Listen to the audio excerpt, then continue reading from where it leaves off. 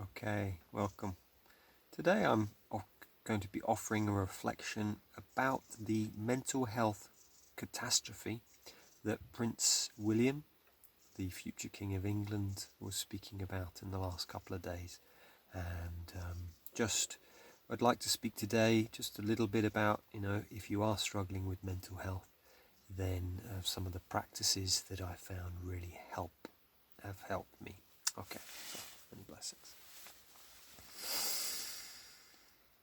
Yeah, so today I thought I'd just talk a little bit about mental health. And in the UK press, Prince William, who will be the future King of England, he just came out to say, because he's struggled with mental health himself, to say that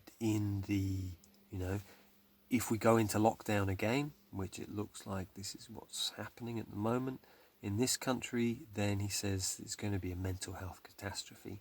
And I've been talking about this for a number of months, and just talking about that, the head of the CDC in America has said that there's going to be more deaths from depression, suicide, and malnutrition than there will be from COVID-19. And yeah, I mean, some of the figures which have come through from the UK at the moment is like male suicide. Certainly, it's going through the roof here in the UK. It's been increasing the last few years, but since lockdown, they're saying they did a study of, I think it was 600,000 people during lockdown. 1 in 10 males had suicidal thoughts. And that was increased for the younger age range. That was 19% had suicidal thoughts. And then those who were unemployed, which more and more people in this country are becoming unemployed because of the situation, it's now 21%. So that's like 1 in 5 people. So I really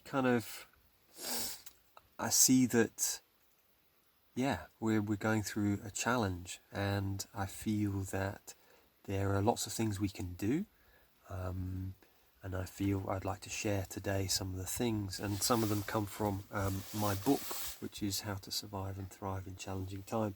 And essentially this book is all about mental health. It's about my own journey of having a breakdown while working in the financial sector in London, and then living in a Buddhist monastery for 3.5 years, having a breakdown and then a breakthrough, and some of the practices.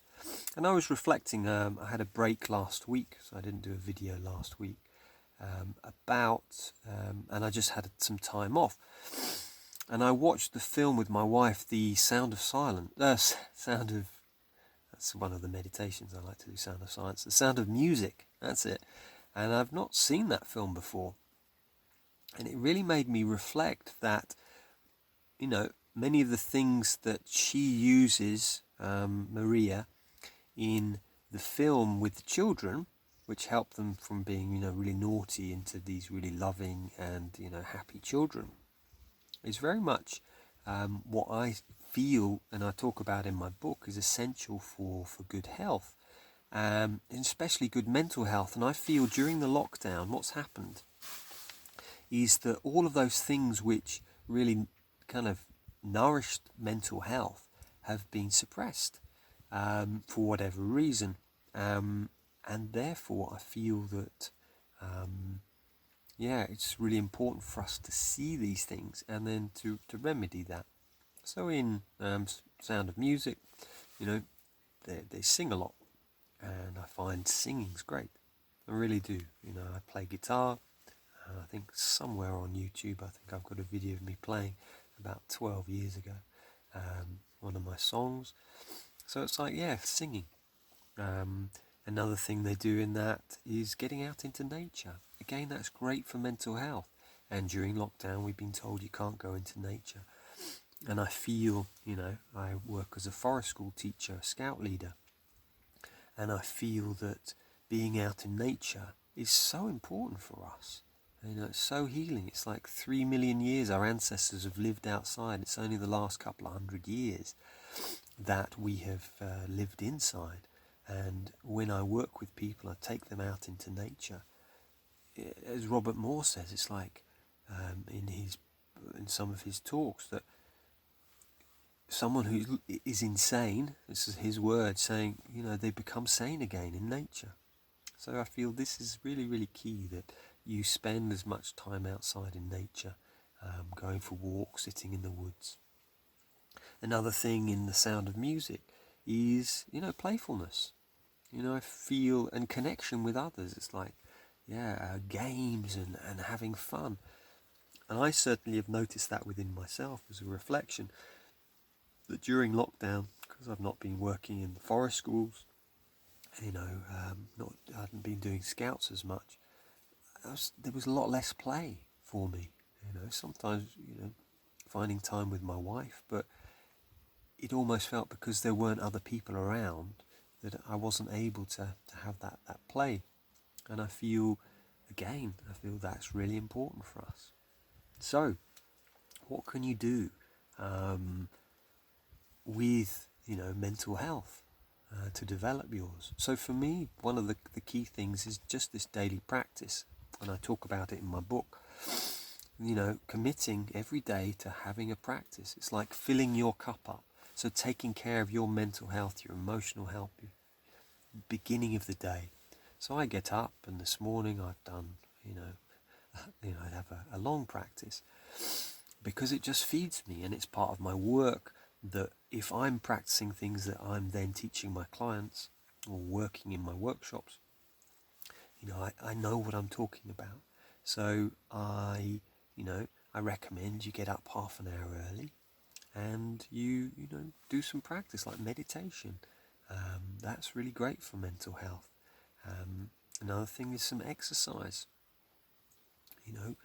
Every day getting out, go for a walk, go for a run. And also, for me, mental health, it's not just the exercise, it's how we exercise. So if you can bring joy in, put some beautiful music on and have a real good dance. That's what I've done this morning. Put some of my tunes on from when I was in my 20s, and, dancing. It's like, it really kind of helps to lift ourselves. So that's another thing. Another, for me, like I've said, with sound of music, nature. Make sure every day you get out into nature. Spend some time outside. And I think another thing is, laughter. That's one of the things in the sound of music. A lot of the people are laughing all the time. It's like, And so my practice, I put on a laughter meditation by some laughter yoga instructors, and I do my exercise, I do my yoga, and then I lie in savasana, in the corpse pose, and then I just laugh. And it kind of just switches off the thinking mind, the worrying mind. It's just like and it fills the body with endorphins, and it's like, it can really help. So laughter as well. And the final thing is, I think, be really selective what you're looking at online. There's a lot of stuff out there which is quite negative and quite conflictive, social media. So what I'd suggest is, if you're going to use your phone, be selective. What do I want to look at today? Maybe it's, I want to learn some, yoga. Or, I want to learn about happiness. So, I might study some of the Buddhist teachers from the Thai forest tradition. I might study Abraham Hicks or Joe Dispenza, Bruce Lipton. It's like really finding something positive, and rather than it being the social media guiding you what you're going to be watching, you make that inner intention, I'd like to look at Joe Dispenza, and make a list, and then go online and watch those things. And then the final bit really is just turning your phone off early and read, put some candles on, and just allow yourself to become still in the evening, and then you'll sleep better, and then you'll be able to get up earlier to do a morning practice. So so the final bit is just to say you can get through this. If you're having mental health challenges, it's possible to get through them. It really is. and I'm living proof that you can do this.